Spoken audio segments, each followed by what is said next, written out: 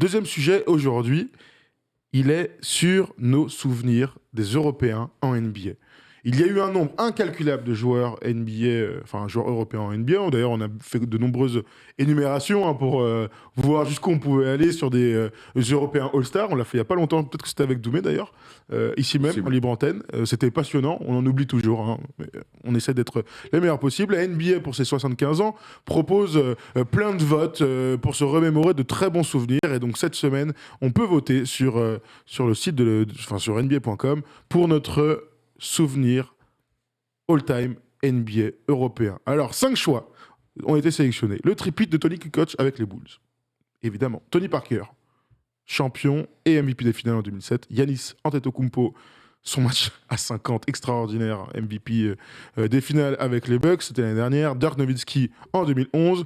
Et Pau Gasol. Si tu veux bien, Erwan, en attendant que quelqu'un nous appelle, parce que vous pouvez nous appeler pour donner votre avis, on va se remémorer un petit peu de tous ces moments-là, en commençant par Tony Kukoc. Tony Kukoc, joueur ultra dominant en Europe, joue contre Team USA au JO de Barcelone, on s'en souvient, avec Scottie Pippen qui met clairement un contrat sur sa tête, et ils l'auront éteint. Sur le premier match, ouais. Son premier match, ils l'auront éteint. Moins pendant la finale. Absolument, il fallait digérer l'athlétisme. Bon, ensuite, il arrive lors de la première retraite de Jordan dans cette équipe. On sait que ça a été plutôt difficile, mais en fait, il s'est imposé comme un 6e homme de cette équipe et comme un mec qui finissait les matchs. On se souvient aussi de cette image de Scottie Pippen à qui on laisse pas prendre le dernier tir, c'était pour Tony Kukoc. Ouais, dans le match 7, c'est dans un match de playoff, c'est pas le match 7, mais je crois que c'est la saison 93-94. Donc Jordan a pris sa première retraite, et c'est vrai qu'il y a une série face aux Knicks, et c'est Phil Jackson qui dessine un système, et il met Scottie Pippen à la remise en jeu. Alors que Kukoc avait été plusieurs fois clutch, donc ça se comprenait, sauf que... Donner les derniers tirs à Tony Kukoc, c'est pas la pire des choses à faire. La preuve, c'est que derrière, il met filoche. Mais Scottie Pippen refuse donc de faire la remise en jeu, donc il va s'asseoir sur le banc. Changement, et Tony Kukoc mettra ce tir incroyable au niveau du lancer franc, là, du poste, où il reçoit les deux au cercle, il se retourne, comme il faisait 2,7 m, Tony Kukoc, avec sa papate gauche, et il met une énorme filoche. Et c'est vrai que Scottie Pippen ira directement au vestiaire, et derrière, les joueurs des Bulls iront célébrer. Ça a été un moment fantastique pour Tony Kukoc. Ça a été un moment plus compliqué pour Scottie Pippen. Tu m'étonnes. Bon, en tout cas, il fait partie de ces membres du deuxième tripit des Bulls de Jordan. C'est un joueur fabuleux. Je ne sais pas si on reconnaît à sa juste valeur aujourd'hui le talent de Tony Kukoc. J'ai pas l'impression. Non, je pense que, sans vouloir faire le professeur, mais je pense qu'on ne se rend pas compte aujourd'hui de ce que c'était à l'époque d'aller en NBA, d'avoir sa place en NBA et d'avoir une place dans l'équipe de Michael Jordan qui gagne 3 titres, le deuxième three-peat. Tony Kukoc, on parle d'un prodige. Hein. Ouais, on parle d'un prodige qui avait déjà gagné 3 fois l'Euroleague avec Split, notamment à l'époque. Donc c'est un mec qui était habitué au triplé, qui ensuite va en Italie à Trévise, à l'époque c'était la grosse équipe, qui perd contre Limoges en 93 avec l'interception de Fred Forte, notamment. C'est dans les mains de Tony Kukoc, et c'est un mec où Jerry Krause, donc le GM des Bulls, le fait fantasmer complètement. Et alors Drazen Petrovic est lui déjà en NBA, mais aux Jeux Olympiques, donc on découvre un petit peu pour les Américains Tony Kukoc, et c'est vrai qu'il lui file un contrat important, plus important que celui de Scottie Pippen, et que Jordan et Pippen, quand ils jouent la Croatie lors des poules à 92, ils se disent on va alterner en défense sur lui et on va l'éteindre. Et c'est ce qu'ils ont fait. Ils l'ont éteint complètement. Et c'est vrai que à l'époque, t'as beau être le meilleur joueur européen, l'intensité américaine, surtout quand c'est Pippen et Jordan, tu vois pas le jour. Mais là où tu sens que Tony Kukoc est un joueur de très très haut niveau, c'est qu'il les retrouve les Ricains en finale, et qu'en finale, il se fait pas éteindre. Il se fait pas éteindre. Alors la Croatie perd, mais il se fait pas éteindre. Et c'est vrai qu'il sera 6e homme. Les finales 96 sont peut-être ses finales les plus abouties, notamment où il sort du banc dans ce rôle de 6e homme parfait. Et ensuite, il sera aussi titulaire avec Rodman qui sortira du banc, notamment sur les dernières finales en 98. Il puait le basket, d'ailleurs. Il a une longévité en NBA, mine de rien. Il finira, je crois, à 36 ou 37 ans. Et puis, c'était un mec qui jouait meneur des fois en Europe. En NBA, il a joué 3, 4, mais c'était une patte gauche exceptionnelle et un sens du jeu, un passeur aussi très sous-coté. Voilà, Tony Kukoc, c'était le basket. Il puait le basket. Alors après, c'était un grand qui avait pas beaucoup de barbe, qui avait un petit bouc. C'est vrai que ça fait peut-être pas rêver les jeunes d'aujourd'hui, mais c'était un basketteur qui a aussi ouvert la voie. J'essaie de retrouver ses stats en finale. Tony Kukoc, Comme ça, on est complet sur L'équipe des Tony. Croates, Dino Radja, Petrovic, Tout à fait. Toni Kukoc, ça c'est les mecs qui ont vu le jour, qui ont vu la NBA, mais je crois que tu avais Pachpal peut-être. Brankovic, Alanovic, ils sont là, tout méga. Alors, il avait marqué 16 points. De mémoire, c'était 18, voilà. tu vois. Petrovic, 24, Dino Radja, 23 et 16 points pour Toni Kukoc. C'est ce qu'on dit, Itrema. C'est ne pas oublier que Kukoc fait une très bonne finale en 92 quand même. C'est ce qu'on dit. Le premier match, il se fait éteindre, mais il y rejoue une semaine après. Et là, il a compris et il fait un match très très sérieux. Très bien. Voilà pour Toni Kukoc, donc légende européenne. On n'a pas choisi ce moment comme le meilleur moment pour un Européen, déjà parce que c'est un tripit et que c'est difficile. J'ai pas de moment assis, quoique quand il laisse c'est lui qui jette la balle en l'air pour un des titres. Mais tu vois, moi j'ai 96 quand même, et à un moment donné il sort les Bulls, je crois que c'est le match 2 ou 3, je sais plus, les Bulls sont dans une brave galère, il sort du banc et c'est lui qui fait gagner le match. Okay. Les finales 96, c'est pas les meilleures finales de Jordan, et c'est vrai que Rodman fait des finales énormes et Kukoc est très très bon, certainement les meilleures finales des trois qu'il a joué, même ça veut pas dire qu'il est en 96, en 97 ou 98 il est mauvais, mais celle-là il est vraiment énorme, il y a tout le public qui crie Tony à Chicago, il fait gagner un match et il est très bon sur les finales. Écoute, très bien. Attends, je crois même, regarde comme je suis bon, Erwan. J'ai même ses stats, si tu veux, sur certaines finales. Tu m'as dit que ses plus belles, c'était en 96. Il tourne à 13 points, 5 rebonds en 30 minutes de temps de jeu avec les Bulls. Voilà pour Toni Kukoc. Deuxième souvenir, c'est Tony Parker. Ah oui. Et moi, j'en ai un souvenir quand même de 2007. Bon, c'est déjà 15 ans. Putain, c'est déjà 15 ans. Coup de mais je ne... Bon, c'est un sweep. Il ne voit pas le jour. LeBron est extraordinaire en finale de conf contre Détroit. Enfin, ouais. Bobby Gibson, voilà. Pavlovic, là, leur vieille équipe, Goskas, tout ça. Mais Tipeee, il surdomine son match-up. En même temps, c'est un joueur référencé d'expérience. Il est au summum de sa vitesse. Il est extraordinaire. Mais de le voir soulever les trophées du MVP avec le drapeau français, je m'en suis toujours parmi. Tu sais... T'as l'impression que ça n'a pas existé. C'est une parenthèse un peu enchantée pour le basket français, de porte-étendard, on le dit tout le temps. Mais alors là, mon gars, les cigares à la Jordan et tout, la fête. Franchement, Tipeee, ce jour-là, il m'avait bluffé, comme rarement. Alors, je ne vais pas tout dire parce que dimanche, il y a l'interview de Tipeee et justement, je lui parle. Je lui parle de ce moment-là. Pour lui, est-ce qu'il s'était imaginé un jour être MVP des finales NBA? Et il a une réponse incroyable là-dessus.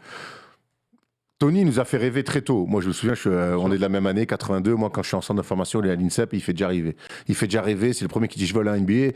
Et c'est le premier qu'on dit ah ouais, il peut peut-être y aller. Ouais. Quand tu as 17 ans, que tu mets 33 points en N1, et que tu arrives au Paris Basket derrière Laurent Sirac et que tu mets 14. Bref, il nous fait rêver. Il arrive aux Spurs, très vite, il s'impose.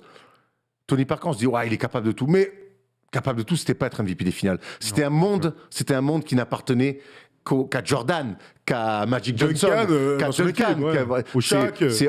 Sans faire offense à Tony Parker, on l'imaginait jamais. Déjà, il avait été champion NBA en étant titulaire, c'était waouh, exceptionnel. Mais c'est incroyable.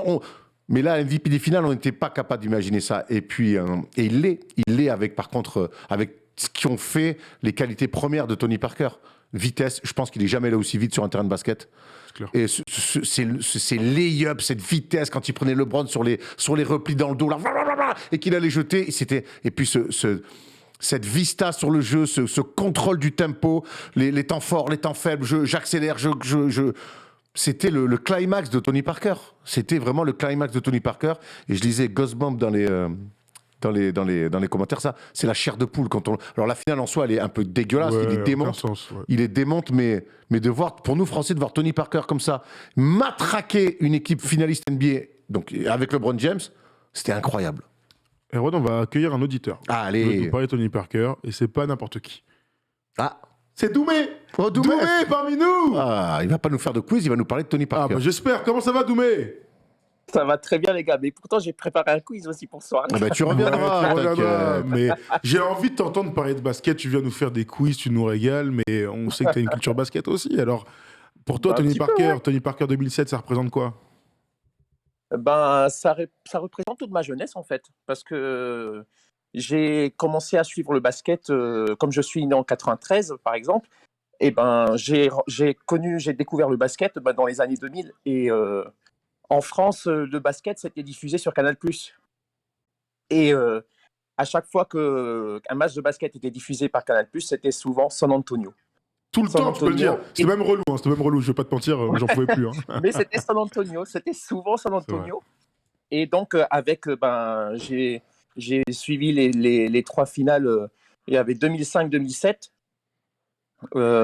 Et donc, c'était déjà quelque chose d'incroyable de voir Tony Parker à ce niveau-là. Mais je parle aussi à côté, il y avait quand même des gros joueurs quand même derrière. Il y avait Dirk Nowitzki aussi dans la même période. Pau Gasol qui arrivait après. C'était les trois joueurs européens de cette période-là finalement. Non, c'est clair, je te rejoins complètement. Moi, c'était l'année de mon bac français, et donc les 2 premiers matchs, je les ai pas regardés en direct. Mais à un moment donné, quand tu sens qu'ils vont être champions et que Tipeee est archi fort, je me souviens avoir regardé le match 4 en direct, et du coup, j'ai eu 4 à l'écrit en français. Ah bon, t'as eu 4 à l'écrit en français? J'ai eu 8 à l'oral. J'ai été dramatique. Ah bon, t'as été dramatique comme ça Et en bac de français? quand j'ai vu 4, mon père il a demandé la copie, on l'a reçue, et je pense que j'étais. Ça méritait 4, quoi. J'étais dans la lune. Tu sais comment j'ai eu au bac de français? De fautes et tout, cata. J'ai eu 11 et 12 sans réviser. Sartec, hein. Bon, après, tu sais que j'étais dans une filière un peu. Sombre. Quand il y a plus de 4 lettres en général. Non, il y en avait 3. Ah, il y en avait encore que 3. C'était que STG? Ouais, STT, ouais. Ah oui, STT, toi. Moi, j'arrive après STG. On est dans le même club. Enfin, 4, merde, quoi. Ouais, non, c'est clair. Bon, en tout cas, super souvenir 2007. Tony Parker. Est-ce que c'est le souvenir? Oh, merci, un peu de vodka, lourd. Pire. On boycotte ta vodka, gros. Ah, mais moi, je veux C'est pas de la vodka, vodka, c'est du gin. Oui, d'accord, je viens de comprendre pourquoi, oui, effectivement. Est-ce que c'est le meilleur souvenir de tous les temps? Je ne sais pas. 3e souvenir, en tout cas, on va continuer à dérouler, c'est celui de Pau Gasol. Pau Gasol, donc premier espagnol à être champion NBA avec les Lakers 2009 et 2010, aux côtés de Kobe. C'est un grand souvenir pour tous les fans des Lakers. C'est le meilleur souvenir des 10 dernières années, donc il n'y a aucun doute là-dessus. Mais Pau Gasol est un joueur immense. On met même pas en avant sa carrière FIBA. Je pense qu'on n'a pas besoin parce que sa carrière se suffit à elle-même. Doumé, Pau Gasol, incroyable souvenir. Le titre de 2009 avec Kobe, il est fantastique et pas loin d'être MVP en 2010. Ah oui, clairement. Surtout qu'il se fait bouffer en 2008 contre Garnett, là. Et donc, je pense qu'il y a quand même une revanche. Il lui dingue dessus. La claquette, domination. La claquette qu'il prend dans la gueule, elle est... Voilà, donc...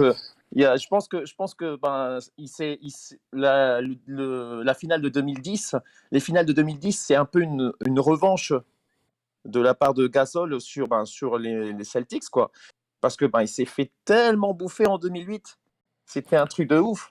Moi, j'ai une image de Gasol en 2010, c'est quand il prend un énorme rebond offensif sur Garnett et qu'il remet dedans et qu'il hurle comme ça.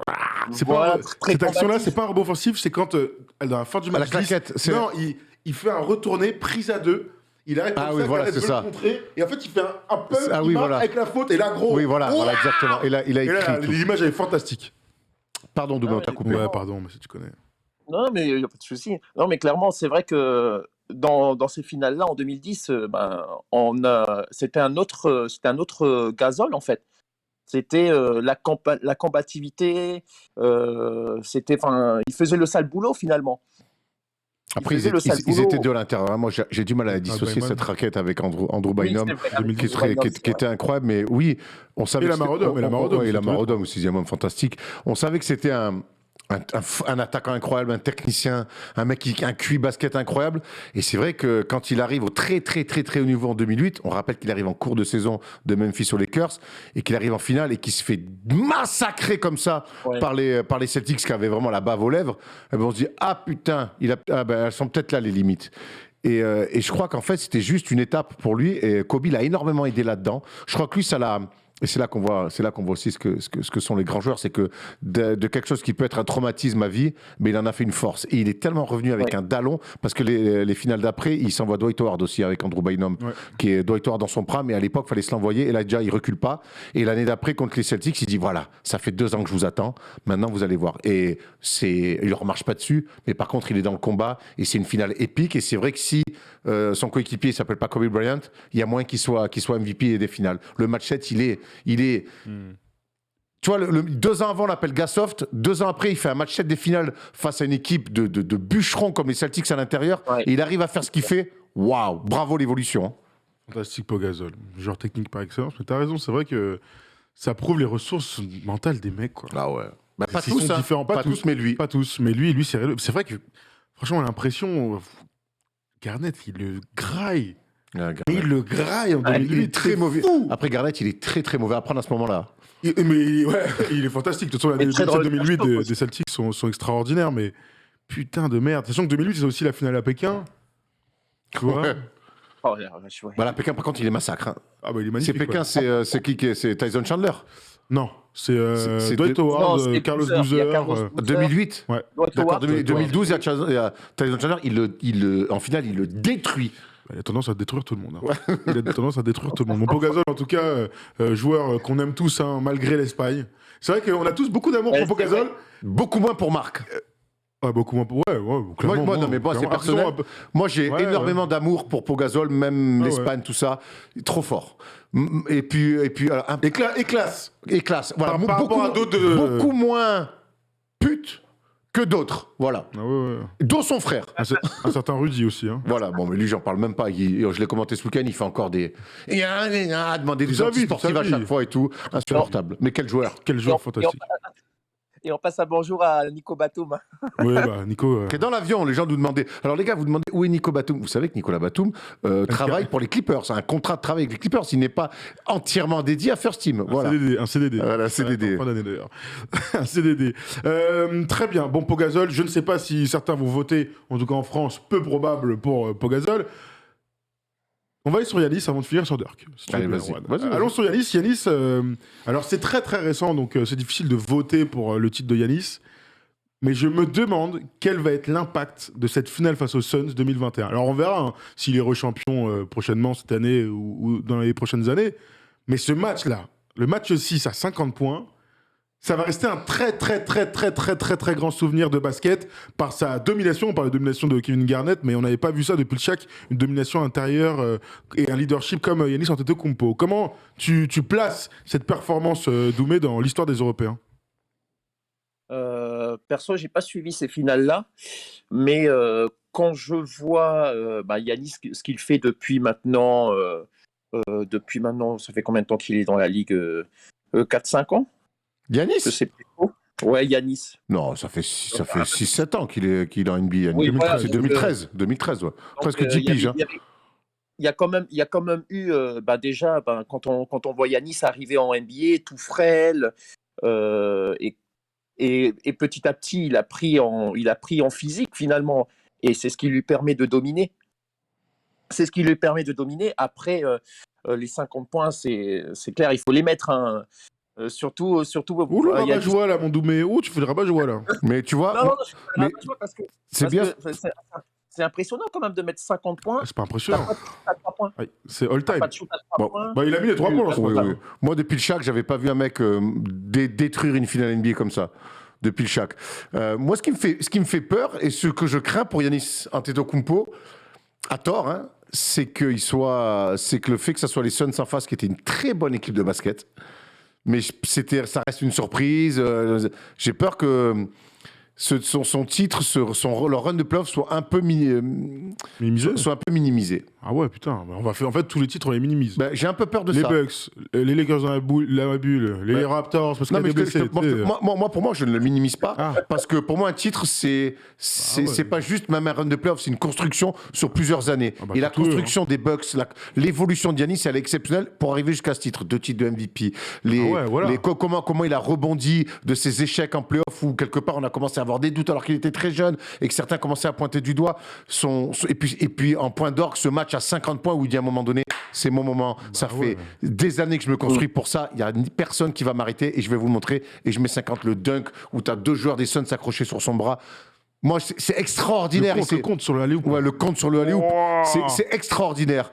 Mais tu connais un petit peu les pisse froids. J'ai peur que comme c'était que les Suns de l'année dernière. On verra. On verra. Parce qu'ils sont premiers la saison d'après, ils sont premiers Ben de oui, la non, NBA. mais donc, oui, je sais. Non, mais moi, je te dis pas que D'accord, c'est ce que je pense moi. J'ai peur que aujourd'hui, dans la lecture, en plus que vu que c'était que la saison dernière, qu'on n'arrive pas encore à analyser Ouais, c'est ce que je te dis, c'est très l'énormité tôt. de la chose. Non, mais c'est très tôt, absolument. Doumé, tu nous rappelles tout à l'heure, s'il te plaît? Et puis t'auras ton générique et tout, mon frère, parce que là, on a fait les choses un peu comme ça, mais on va te mettre bien, t'inquiète. Tu nous Et rappelles c'est tout à Tom l'heure. qui va décider.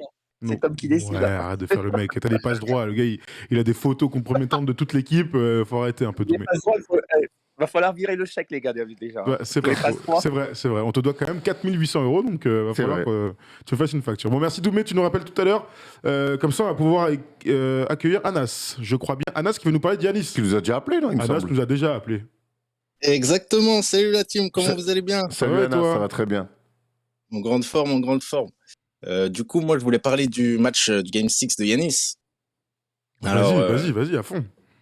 Ouais, déjà pour resituer un peu le contexte, c'est vrai, on s'en rappelle tous, c'était il n'y a pas très longtemps, mais au final, ça faisait 2 ans qu'on n'avait pas eu de NBA Finals avec du public. Et Milwaukee était mené 2-0 dans la série.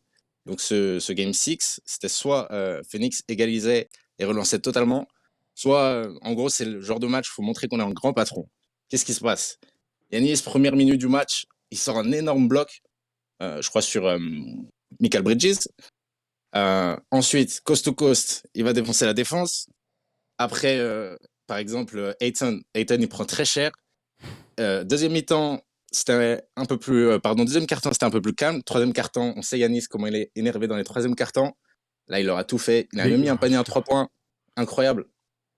Et pareil, il a encore dégoûté Booker. Booker qui fait son spécial move. Il va le chercher, longueur de bras. Enfin bref, il fait vraiment le match incroyable. Et c'est vrai que 50 points, la ligne de stats incroyable, 5 blocs. 5 Plus derrière.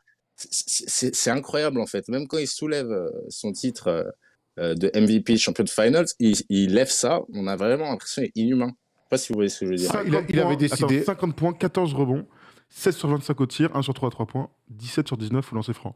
Et moi, je trouve que la stat des lancers, elle veut tout dire de cette perf. Il a été raillé pendant tous les rounds de playoffs. Quand on mettait le chrono là, pour les 10 secondes, le public et tout le monde a été très dur avec lui. Il était à 50% au lancer franc. Lâcher un 17 sur 19, je trouve que ça monte le degré de concentration d'un joueur ultime.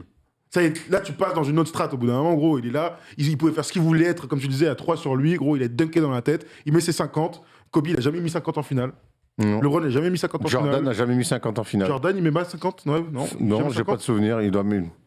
Oh non, en finale, il met pas 50. J'ai pas de souvenir de 50. Je sais plus. J'ai pas. Vous avez une Je, dans le chat. je vais regarder. Hein. Vas-y. Mais voilà, c'est gros. Il a mis 50 points dans une foutue finale. Il aurait pu jouer contre Paul, Pierre ou Jacques. Au bout d'un moment, gros, il a fait NBA. Il a démonté. Et je pense que le Yanis de ce soir-là, personne ne pouvait le battre. Ah Donc non, c'est non. bien la preuve que c'est quelque chose d'ordre du commun qui nous a lâché le bon vieux Giannis. Alors, Elgin Baylor met 61, pas mal. Michael Jordan, tu vois, bravo. Alors, il met 55 en 93. Bah oui, je suis je me grave. souviens, 55, 93 contre les. Ouais, je me souviens, ça. Rick Barry, il met 55. Jerry West met 53. LeBron James met 51. On s'en Ah souvient. ouais, le problème, il met 50 51. avec J.R. Smith. 51. Tellement 51 le pastis. 51. Bob Pettit met 50. Yanis met 50. Voilà. C'est pas beaucoup, hein, donc. Hein. 48 à la Iverson après, tu vois. Ça fait pas beaucoup de mecs Rick qui ont Jordan mis met 50 points. 55 contre les. Ah oui. Mais bon, on le fait une fois, tu vois, donc c'est rare. Les Suns. C'est des performances incroyables. Ouais, ils tournent à 41 sur les finales. Moi, ce match-là, c'est la domination, c'est de dire ok, j'ai décidé que ces finales s'arrêtaient là, et je vais aller dans le registre. Il fait 1 sur 3, 3 points, mais tout le reste, c'est du mid-range, c'est du démontage près du cercle. Et voilà mes qualités, je joue sur mes qualités.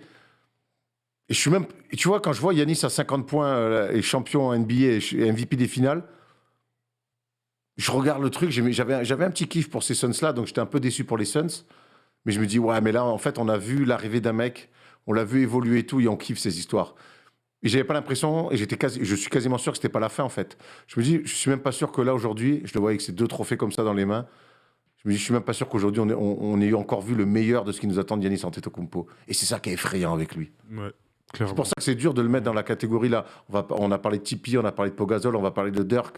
Ces mecs-là, on peut faire un. Mais Yanis, il a même pas 30 balais. Bah oui, il a 25 ans, le mec. Mais surtout, c'est les meilleurs souvenirs. J'ai toujours du mal à placer mon souvenir de l'été dernier comme meilleur souvenir de ma vie. On est d'accord, Anas? Bah exactement. Après, c'est compliqué avec le recul et seul le temps dira. Mais c'est vrai que Yanis, il a fait ça à 27 ans. 27 ans, en général, on considère que c'est quand on rentre dans son prime. S'il fait déjà ça à l'âge où il rentre dans son prime, c'est effrayant. On l'avait vu beaucoup en pré-saison sortir des moves. Et puis un petit peu moins pendant la saison, mais quand même, il progresse beaucoup techniquement. Son prime fait vraiment flipper. Clairement. Bon, très bien. En tout cas, Pareil, peut-être que certains fans des Bucks voteront pour Yanis ou les fans grecs. Nous, on n'a pas voté pour ça. On a voté pour le moment légendaire. Franchement, je ne veux pas dire que je ne comprendrais pas qu'on vote pour autre chose. En 2007, il n'y a pas de souci et tout. Mais Dirk 2011 restera l'une des plus belles finales qu'on ait pu voir depuis qu'on suit la NBA. Dirk Nowitzki, donc champion 4-2 face au Miami Heat de LeBron, de Chris Bosh et de Dwayne Wade. Une équipe où il était le seul All-Star cette année-là, même si il y avait quand même une légion de bêtes de joueurs dans l'effectif, mais l'émotion suscitée ce moment-là. Alors, il y a quelques semaines, maintenant quelques mois, on avait reçu Yann Maimi et Yann Maimi nous avait parlé de ce moment-là, de ce moment fabuleux. Donc on va écouter Yann Maimi sur le sujet. Même de ma carrière, j'ai jamais vu en fait quelqu'un être dans une zone comme ça en fait. C'est-à-dire que Dirk, il était intouchable. Il était intouchable, il était impénétrable. Quand je dis impénétrable, c'est toute la pression médiatique, tout ce qu'il y avait autour de lui. Il était tellement fort et tellement sûr de lui qu'il nous donnait confiance, mais c'était incroyable. Même moi qui étais dans le banc, un joueur du banc, quoi, qui avait un petit rôle dans l'équipe, j'avais l'impression de pouvoir tout faire, quoi. Parce que Dirk, il allait nous sortir de n'importe quelle situation. Je sais pas si tu te rappelles, dans le Game 6, là, j'ai fait un move de Dirk quand même. J'ai fait un pied un one-legger en finale. C'est pour te dire le niveau de confiance. Mais c'est venu de Dirk. Tout part de lui, en fait. Yann Maimi qui place un move de Dirk en finale NBA. Ça là, elle me régale. Même lui, il est surpris encore. Franchement, la finale 2011 à Rouen, mais on en parle assez souvent finalement. Et tu vois, quand on parle du souvenir de Yanis, je sais pas si on en parlera autant, peut-être. Hein, mais cette finale a marqué mais tout le monde, quoi. Plus que. Allez, il y a 2016. Mais 2011, c'est la plus marquante, en fait. C'est la plus marquante parce que c'est David contre Goliath. On peut dire ce qu'on veut. Les Mavs, ils arrivent en finale.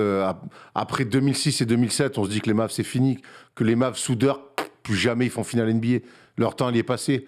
Ils ont fait la finale NBA en 2006. Ils mènent 2-0. Ils vont perdre 4-2. Nowitzki MVP en 2007, ils se font sortir au premier tour des playoffs par les Warriors. On se dit que c'est terminé, Dirk, et puis qu'il va pas jouer longtemps parce qu'il a pas le physique pour. On adore Dirk, mais on fait une croix dessus, c'est terminé. Et puis ils arrivent en finale en 2011. Il y a ce run de playoffs exceptionnel, et puis tu arrives en finale face au. Et ça aussi, quelque part, ça fait partie de la légende. Ils arrivent face à cet ogre du 8. Il y a quand même, à l'époque, aujourd'hui, maintenant, on a l'habitude de voir 3 stars ensemble. Mais à l'époque, tu as Dwayne Wade, Dirk Nowitzki, Chris Bosh dans la même équipe. Mais tu te dis, mais ils vont leur rouler dessus. Et ils n'y arrivent pas. Ils n'y arrivent pas parce qu'en face, il y a une équipe qui joue au basket. Il y a une équipe, et Yann le dit, et vraiment, allez voir, pour ceux qui n'ont pas vu cette interview de Yann Maimi, où on revient sur toute sa carrière quand il nous en parle, mais il nous donne les frissons parce que là, tu as un Dirk Nowitzki et en face, tu as LeBron James et Chris Bosh, mais le plus fort et de loin, c'est Dirk Nowitzki. Et il n'y a personne qui peut s'opposer à lui. Il le chambre parce qu'à un moment donné, il est malade, il le chambre, il fanfaronne parce qu'il s'est fanfaronné, hein, le hit. Mais lui, à un moment donné, il revient tellement de loin, il est tellement locked in, comme ils disent, focus, que faites ce que vous voulez. Moi, je sais où je vais aller, je vais gagner. Et ce match 6, c'est là comme. Il y a Chris Bosh qui est quand même un athlète plus par rapport à Nowitzki, mais tu sens que le mec. Il y a un truc que dit Yann aussi dans cette interview, c'est qu'il dit on avait l'impression que pour lui, le jeu allait au ralenti. Néo. Tu vois, on lui tire dessus avec des balles qui vont à 200 à l'heure, mais lui, il voit tout arriver avant tout le monde. Hop, il est là. Oh, tu viens défendre là. Oh, tu défends là. Je vais t'attaquer là. Tu viens là. Poum, je vais aller là. Oh, tu viens pas, je tire. Tu vois, hop, je fais une. Moi, il me donnait cette impression-là de il n'y a pas de problème. Je vais vous baiser. Et il les a baisés. Il les a bien baisés, ça c'est clair. Le run de playoff est fantastique. Hein. Tu sors au premier tour 4-2, les Blazers de Lamarcus Aldridge et Nicolas Batum. Au deuxième D'ailleurs, Nico tour, nous dit souvent que s'ils sortent les Mavs, ils vont en finale. c'est vrai que c'est une grande théorie. Ils sweep ensuite en demi-finale de conférence les Lakers. Incroyable, alors que ça y est tenant, double tenant du titre. Dernier match et dernier round de playoff de Phil Jackson. Tout à fait, avec J.J. Barrett qui se fait massacrer par Andrew Bynum. Et j'étais très content parce qu'ils se font démonter toute la série. Et en finale de conf, c'est contre les jeunes loups du Thunder. Qui prendront leur revanche l'année d'après. Tout à fait. Anas, tu te souviens de cette finale? Oui, bah, c'est vrai que Dirk, c'était impressionnant. Après, pour être honnête, bah, c'est des moments qui sont vraiment différents. Et apprécions, comme dit LeBron, appreciate the greatness. Apprécions un petit peu ce que font chacun. C'est vrai que c'est incroyable dans leur style, c'est différent. Et voilà. Ça a été une finale fantastique. Hein. JJ Barea, Jet Terry. Jet Terry, il est fort. Mais dans ces finales, il y a plein de choses. Il est européen. fort. Il est européen. Il domine celui qui n'est pas encore champion NBA et on attend que ce soit sa première fois. Le fait que ça soit un Européen qui batte le hit de LeBron James, qui fait finale dès leur première année, la manière, gagner à Miami, cette fin de match, fin de match 6, c'est le fait que ça, effectivement, c'est une équipe sans All-Star. Jason Kidd, la dernière fois il est All-Star, c'était à l'Empèbre. Donc, non, mais franchement, c'était incroyable. C'est le plus gros upset des finales NBA de l'histoire. Ne l'oublions pas. Sean Marion, Tyron Chandler. Fantastique équipe. Cardinal était là. Ce bon Brian. Pas le meilleur joueur de l'effectif, mais on l'aime bien. Ça fait partie mais quand il est rentré, il les a fait échapper. Hein. Bon, en tout cas, on a clairement voté pour ce moment-là. Et franchement, je crois qu'il y a un mix de mémoire sur YouTube qui traîne de 25 minutes où il y a tous les paniers de Dirk, match par match de la finale. Je pense que je l'ai vu au moins 5 ou 10 fois tellement c'est un délire avec des lay-up pour la gagne, des célébrations avec son gros truc là au coude là, qui était dégueulasse. Aujourd'hui, on met plus de trucs comme ça, heureusement. Mais on met des t-shirts, donc je suis pas sûr que ce soit mieux. Bon, en tout cas, voilà, nous, c'était notre choix. Vous pouvez voter d'ailleurs, on va vous mettre le lien dans le chat pour aller voter pour votre meilleur souvenir de l'histoire des Européens. On a fait le tour. Hein, Puis ce qui est cool, c'est qu'on va en avoir d'autres dans les années qui arrivent, des moments européens. Antetokounmpo, Jokic, Doncic, Rudy Gobert. On n'est pas à l'abri de voir tous ces gens-là un jour en finale et soulever des trophées. Absolument. Donc c'est cool. Pour prendre la relève des superstars du passé. Voilà, on a fait le tour. Merci Anas de nous avoir appelés. Très cool Merci comme d'habitude, Anas. Merci Anas. Ouais, merci à vous la team. Et d'ailleurs, j'ai bien kiffé la dernière vidéo avec Evan Fournier. Donc ça, c'est vraiment top. Pas trop langue de bois, ça va? non, franchement, c'était top. C'était magnifique. C'est gentil, Anas. Et je passe un petit coucou à Alex et Nico. Et puis, je vous embrasse tous. À bientôt. Salut, Anas. On embrasse Alex et Nico qui sont les bienvenus s'ils veulent parler de NBA prochainement. Il est 23h24, Erwan.